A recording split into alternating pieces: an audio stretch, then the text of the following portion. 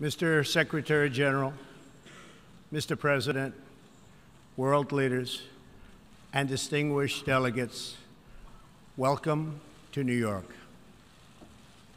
It is a profound honor to stand here in my home city as a representative of the American people to address the people of the world.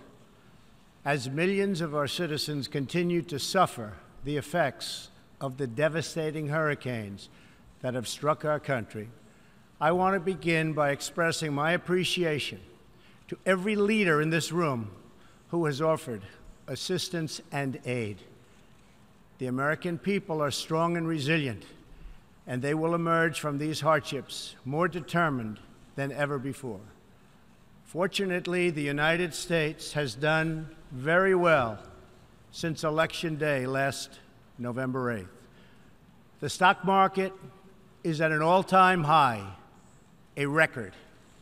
Unemployment is at its lowest level in 16 years, and because of our regulatory and other reforms, we have more people working in the United States today than ever before. Companies are moving back, creating job growth the likes of which our country has not seen in a very long time. And it has just been announced that we will be spending almost $700 billion on our military and defense. Our military will soon be the strongest it has ever been. For more than 70 years, in times of war and peace, the leaders of nations, movements, and religions have stood before this assembly. Like them, I intend to address some of the very serious threats before us today, but also the enormous potential waiting to be unleashed.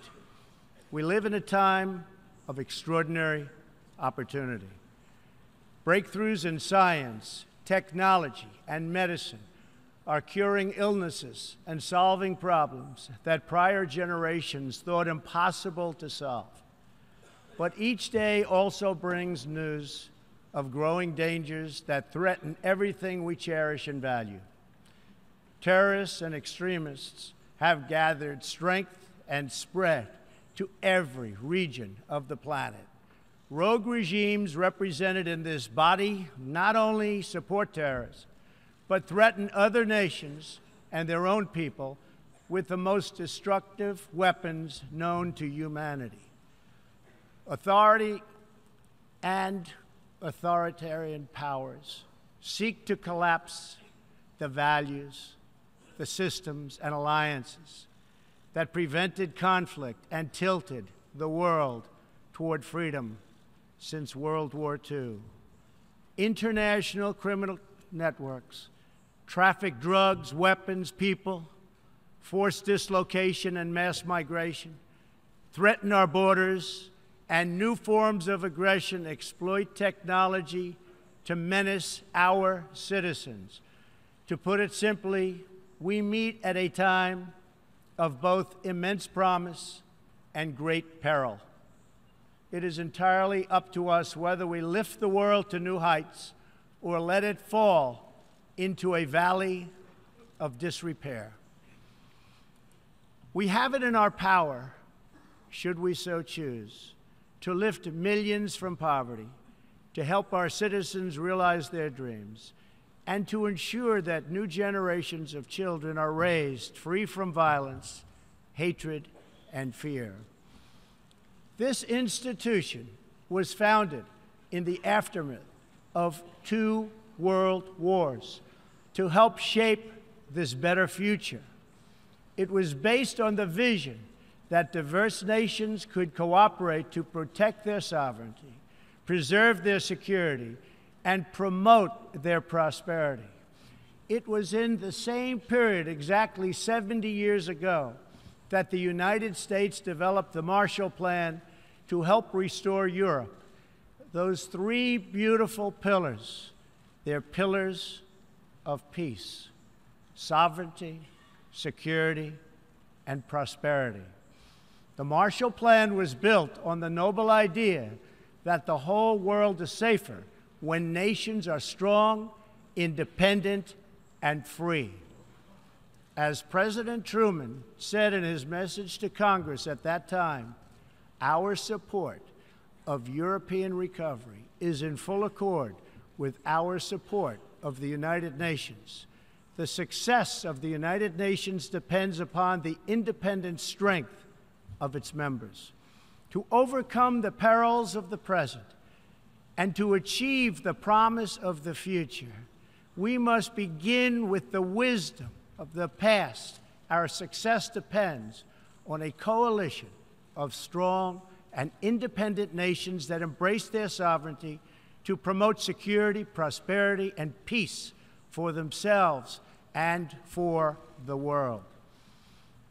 We do not expect diverse countries to share the same cultures, traditions, or even systems of government, but we do expect all nations to uphold these two core sovereign duties: to respect the interests of their own people and the rights of every other sovereign nation.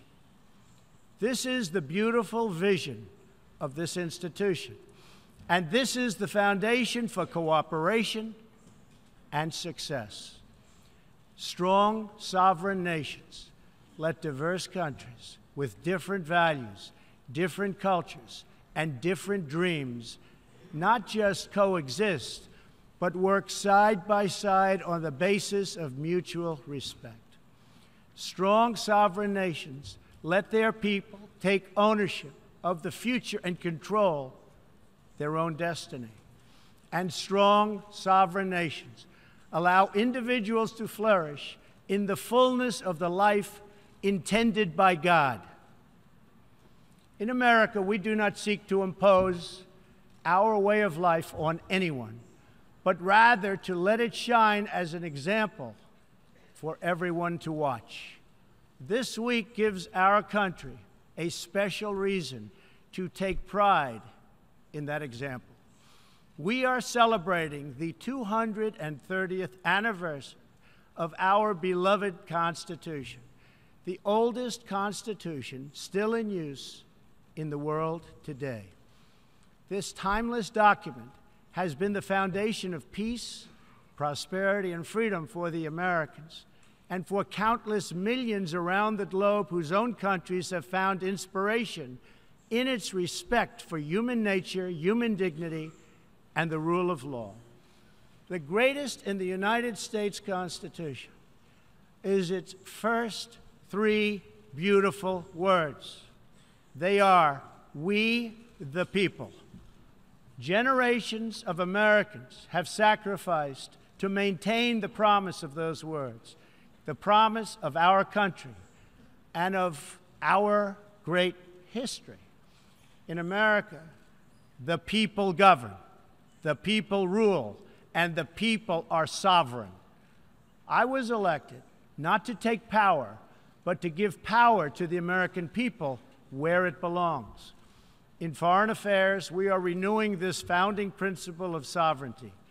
Our government's first duty is to its people, to our citizens, to serve their needs, to ensure their safety, to preserve their rights, and to defend their values. As President of the United States, I will always put America first, just like you, as the leaders of your countries, will always and should always put your countries first.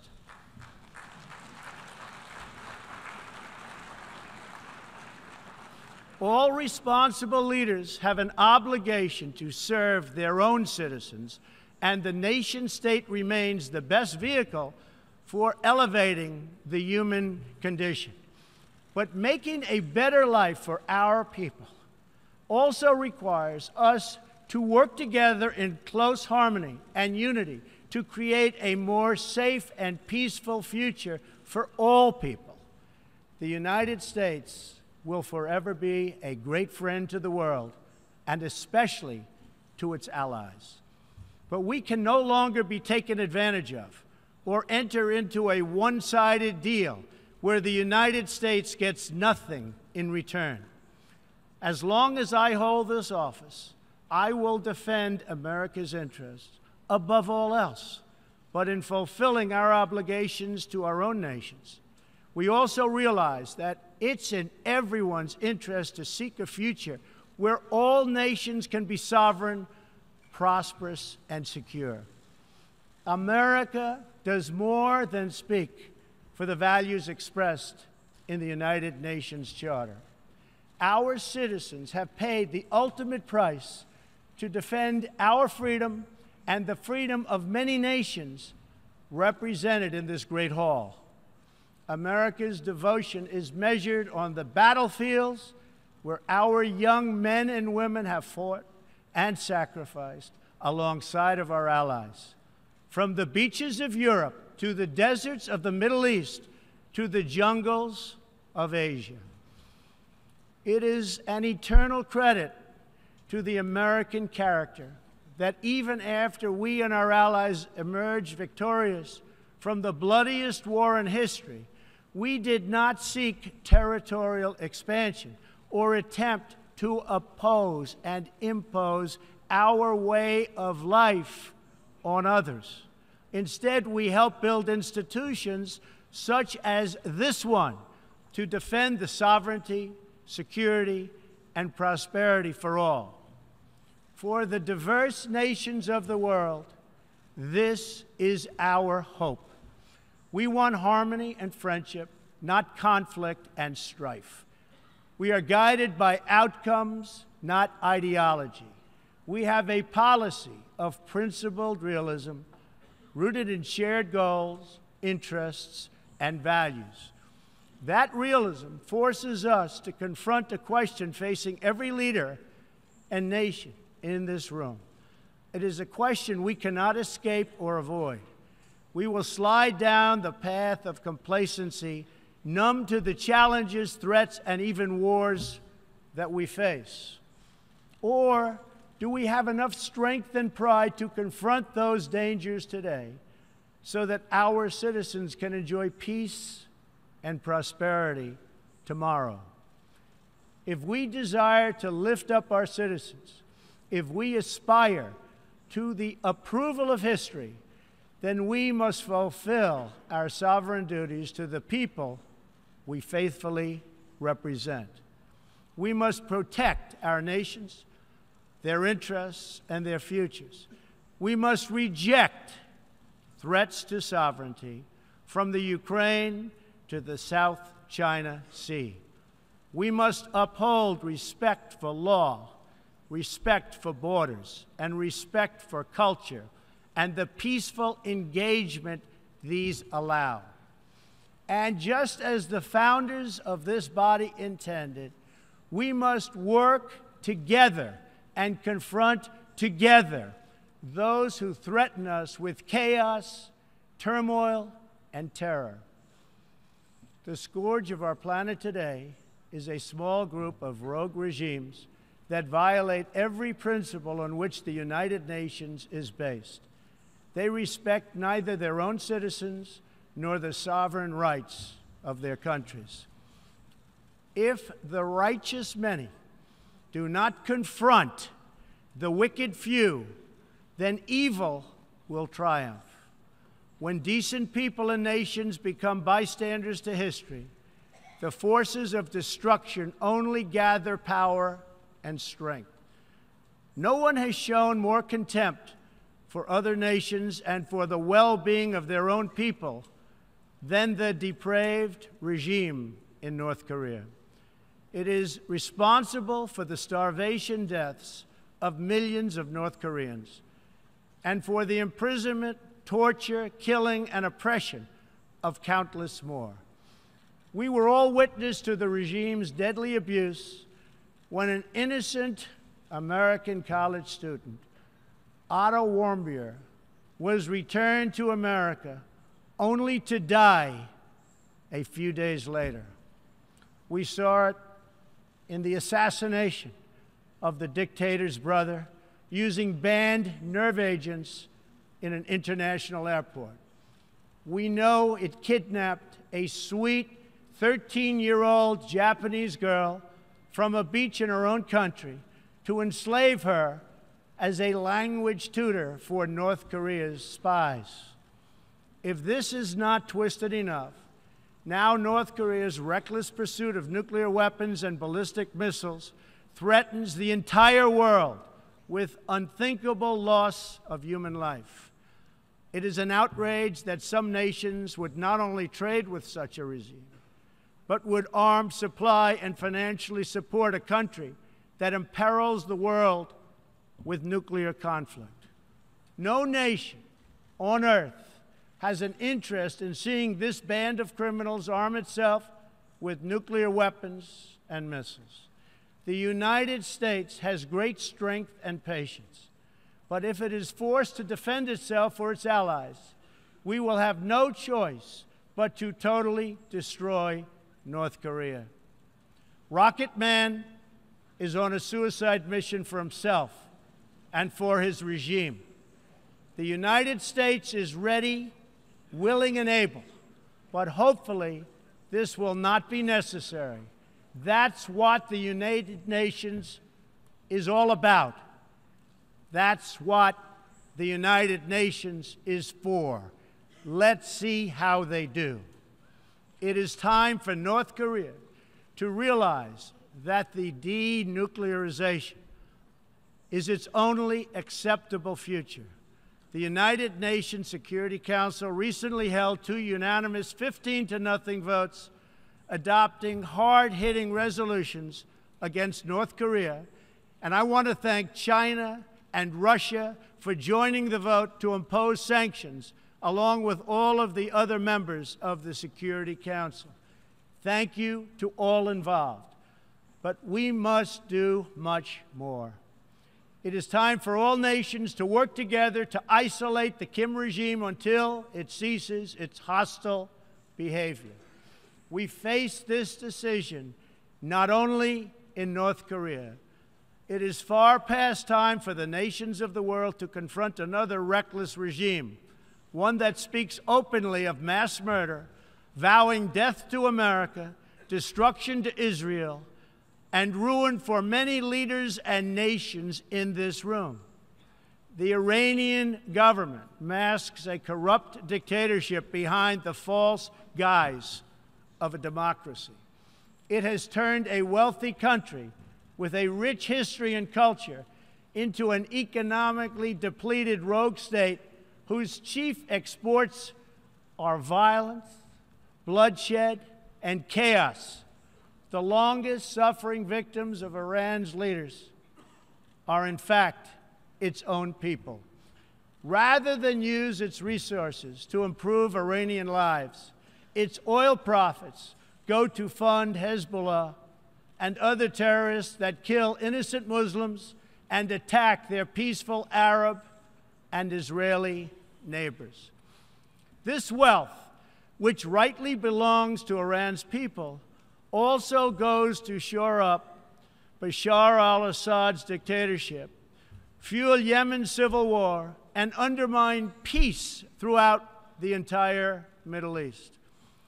We cannot let a murderous regime continue these destabilizing activities while building dangerous missiles, and we cannot abide by an agreement if it provides cover for the eventual construction of a nuclear program.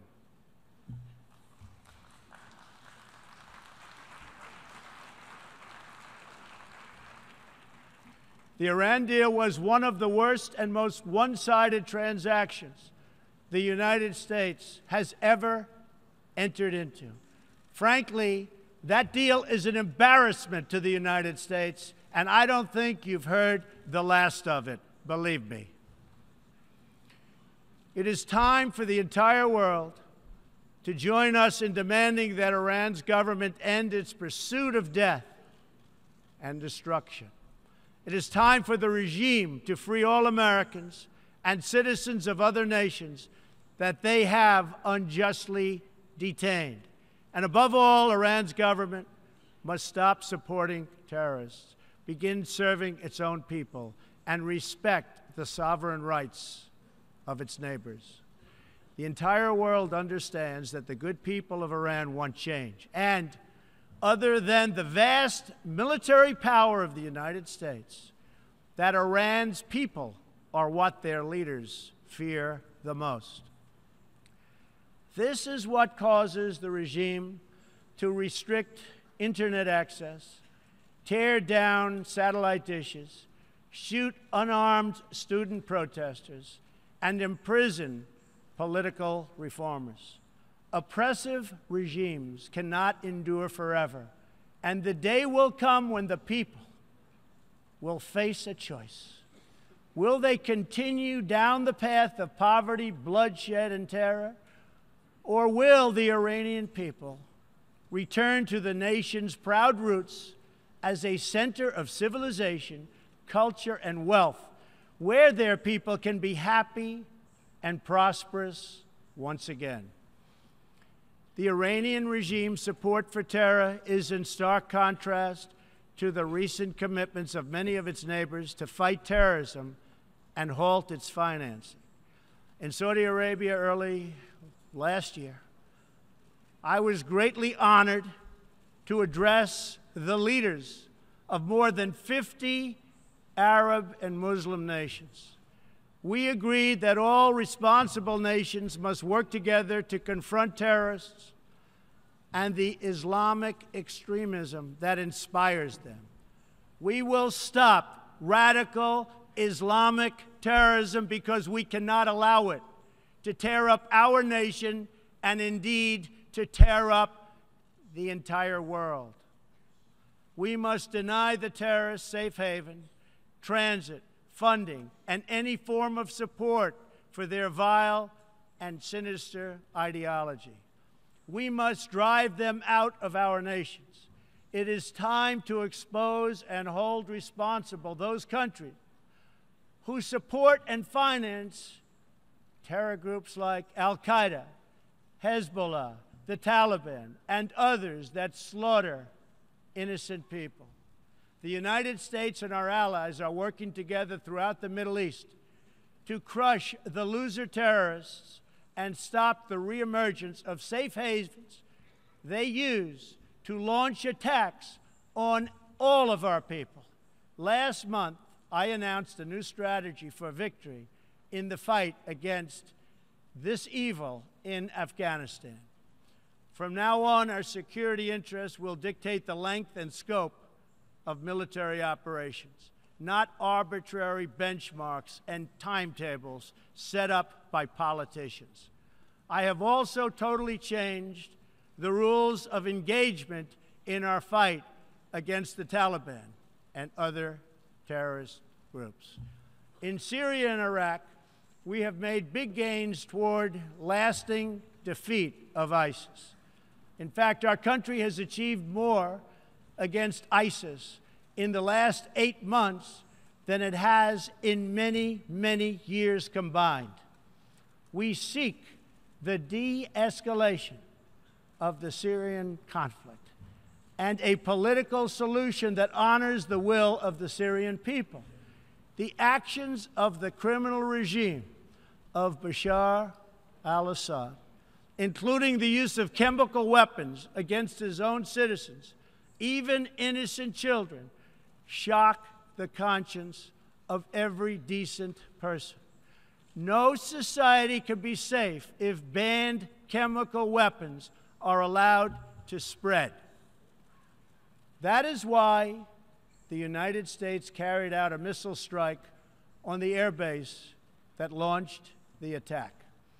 We appreciate the efforts of the United Nations agencies that are providing vital humanitarian assistance in areas liberated from ISIS, and we especially thank Jordan, Turkey, and Lebanon for their role in hosting refugees from the Syrian conflict.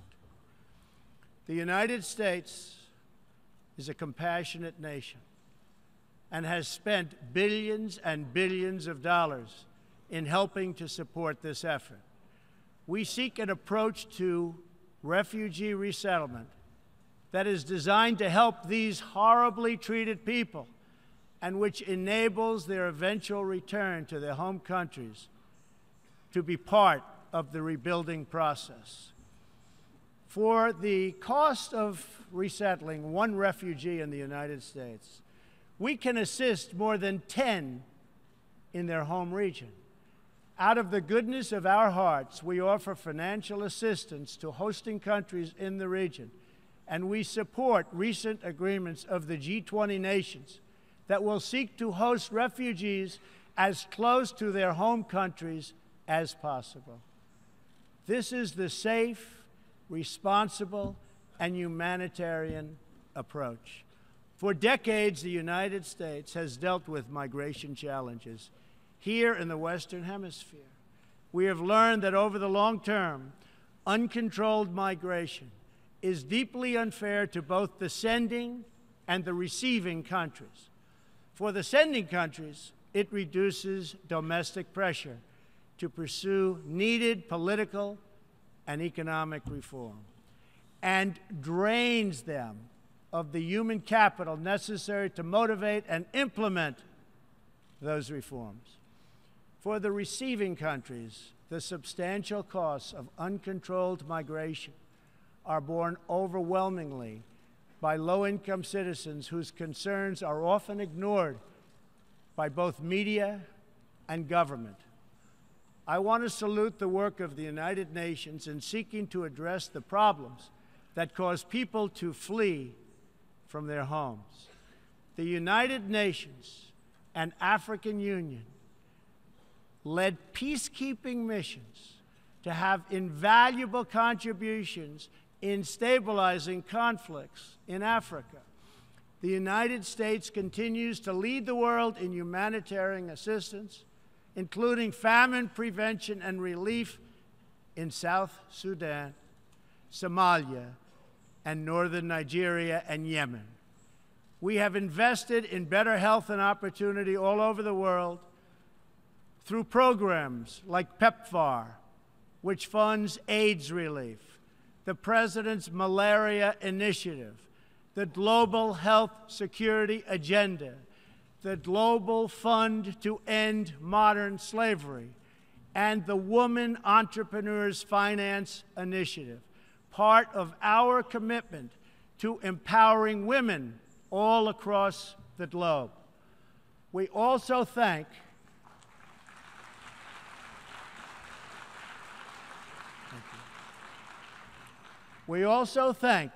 the Secretary General for recognizing that the United Nations must reform if it is to be an effective partner in confronting threats to sovereignty, security, and prosperity. Too often, the focus of this organization has not been on results, but on bureaucracy and process. In some cases, states that seek to subvert this institution's noble aims have hijacked the very systems that are supposed to advance them. For example, it is a massive source of embarrassment to the United Nations that some governments with egregious human rights records sit on the UN Human Rights Council. The United States is one out of 193 countries in the United Nations, and yet we pay 22% of the entire budget and more. In fact, we pay far more than anybody realizes. The United States bears an unfair cost burden, but to be fair, if it could actually accomplish all of its stated goals, especially the goal of peace, this investment would easily be well worth it. Major portions of the world are in conflict, and some, in fact, are going to hell. But the powerful people in this room, under the guidance and auspices of the United Nations, can solve many of these vicious and complex problems.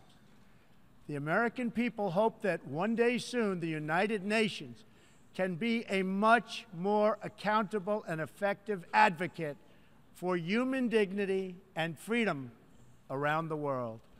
In the meantime, we believe that no nation should have to bear a disproportionate share of the burden, militarily or financially. Nations of the world must take a greater role in promoting secure and prosperous societies in their own regions. That is why in the Western Hemisphere, the United States has stood against the corrupt, destabilizing regime in Cuba and embraced the enduring dream of the Cuban people to live in freedom. My administration recently announced that we will not lift sanctions on the Cuban government until it makes fundamental reforms.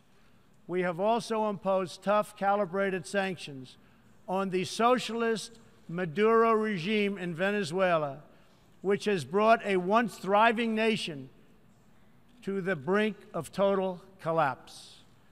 The socialist dictatorship of Nicolas Maduro has inflicted terrible pain and suffering on the good people of that country. This corrupt regime destroyed a prosperous nation by imposing a failed ideology that has produced poverty and misery everywhere it has been tried.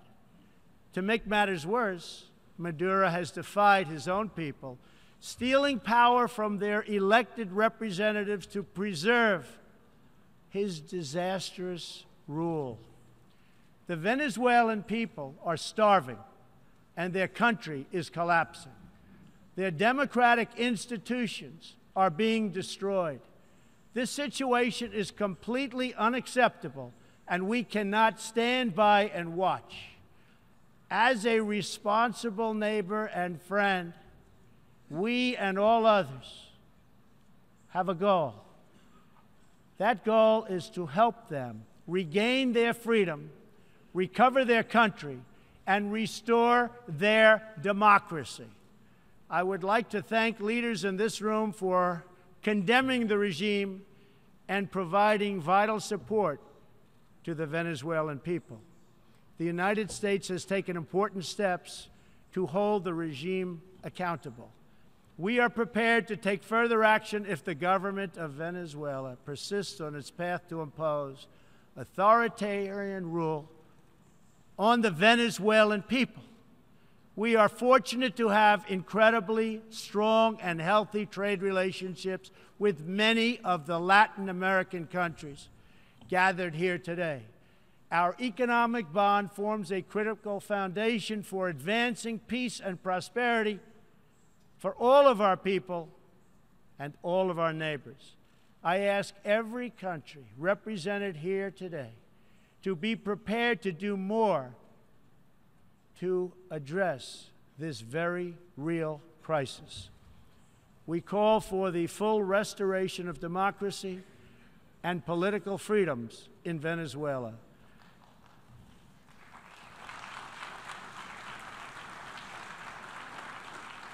The problem in Venezuela is not that socialism has been poorly implemented, but that socialism has been faithfully implemented.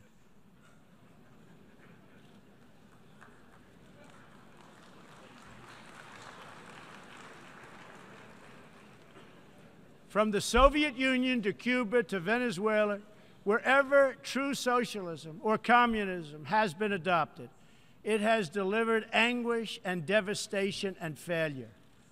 Those who preach the tenets of these discredited ideologies only contribute to the continued suffering of the people who live under these cruel systems. America stands with every person living under a brutal regime. Our respect for sovereignty is also a call for action. All people deserve a government that cares for their safety, their interests, and their well-being, including their prosperity. In America, we seek stronger ties of business and trade with all nations of goodwill. But this trade must be fair, and it must be reciprocal. For too long, the American people were told that mammoth multinational trade deals, unaccountable international tribunals, and powerful global bureaucracies were the best way to promote their success. But as those promises flowed, millions of jobs vanished and thousands of factories disappeared. Others gamed the system and broke the rules. And our great middle class, once the bedrock of American prosperity, was forgotten and left behind. But they are forgotten no more, and they will never be forgotten again. While America will pursue cooperation and commerce with other nations, we are renewing our commitment to the first duty of every government, the duty of our citizens. This bond is the source of America's strength and that of every responsible nation represented here today. If this organization is to have any hope of successfully confronting the challenges before us, it will depend, as President Truman said some 70 years ago, on the independent strength of its members. If we are to embrace the opportunities of the future and overcome the present dangers together, there can be no substitute for strong, sovereign, and independent nations.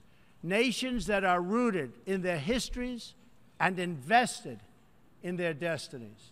Nations that seek allies to befriend, not enemies to conquer.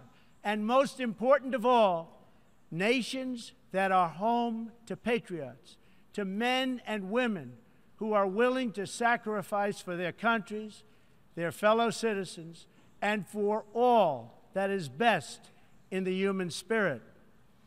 In remembering the great victory that led to this body's founding, we must never forget that those heroes who fought against evil also fought for the nations that they loved. Patriotism led the Poles to die to save Poland, the French to fight for a free France, and the Brits to stand strong for Britain. Today, if we do not invest ourselves, our hearts, and our minds in our nations, if we will not build strong families, safe communities, and healthy societies for ourselves, no one can do it for us. We cannot wait for someone else, for faraway countries or far-off bureaucracies. We can't do it. We must solve our problems to build our prosperity, to secure our future, or we will build vulnerable to decay, domination, and defeat. The true question for the United Nations today, for people all over the world who hope for better lives for themselves and their children, is a basic one. Are we still patriots? Do we love our nations enough to protect their sovereignty and to take ownership of their futures? Do we revere them enough to defend their interests, preserve their cultures, and ensure a peaceful world for their citizens? One of the greatest American patriots, John Adams, wrote that the American Revolution was effected before the war commenced. The revolution was in the minds and hearts of the people. That was the moment when America awoke, when we looked around and understood that we were a nation. We realized who we were, what we valued, and what we would give our lives to defend. From its very first moments, the American story is the story of what is possible when people take ownership of their future. The United States of America has been among the greatest forces for good in the history of the world and the greatest defenders of sovereignty, security, and prosperity for all. Now we are calling for a great reawakening of nations, for the revival of their spirits, their pride, their people, and their patriotism. History is asking us whether we are up to the task. Our answer will be a renewal of will, a rediscovery of resolve, and a rebirth of devotion we need to defeat the enemies of humanity and unlock the potential of life itself. Our hope is a word and world of proud, independent nations that embrace their duties, seek friendship, respect others, and make common cause in the greatest shared interest of all, a future of dignity and peace for the people of this wonderful earth. This is the true vision of the United Nations, the ancient wish of every people, and the deepest yearning that lives inside every sacred soul. So let this be our mission, and let this be our message to the world. We will fight together, sacrifice together, and stand together for peace, for freedom, for justice, for family, for humanity, and for the Almighty God who made us all. Thank you. God bless you. God bless the nations of the world, and God bless the United States of America. Thank you very much.